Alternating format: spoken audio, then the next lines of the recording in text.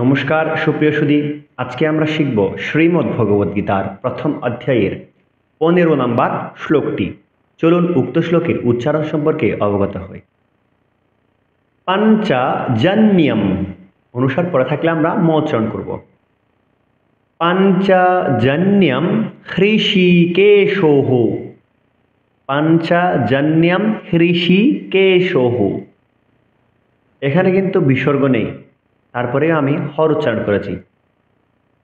ছন্দের গঠন অনুসারে অনুষ্ঠুপ ছন্দ হলে 8 অক্ষরে যদি তালব্য-শ, মূর্ধন্য-ষ, দন্ত-স, র, ওকার এই 5টি চিহ্ন বা বর্ণের মধ্যে কোনো একটি থাকে, তবে সেক্ষেত্রে আমরা সেই স্থানে বিসর্গ এর উচ্চারণ করব। এজন্যই পাঞ্চজন্যম হৃষিকেশোঃ। পরের অংশে যাচ্ছি। দেবদত্তম ধনঞ্জয়ঃ। দেবদত্তম ধনঞ্জয়ঃ। ধ মহাপ্রাণ উচ্চারণ করতে হবে। পরের অংশে যাচ্ছি।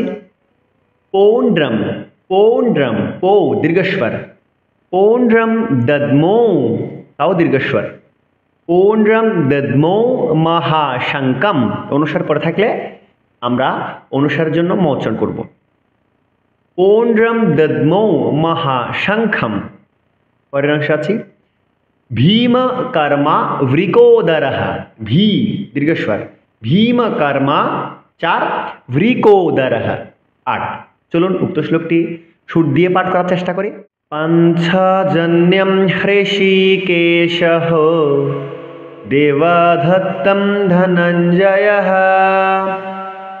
পৌণ্ড্রম দদ্মো মহাশঙ্কম ভীমকর্মা বৃকোদরঃ। সুপ্রিয় সুধী, শিখতে পারছেন কিনা অবশ্যই জানাবেন। শীঘ্রই দেখা হচ্ছে পরের শ্লোকের আলোচনায়। সকলকে অসংখ্য ধন্যবাদ। নমস্কার। জয় গীতা।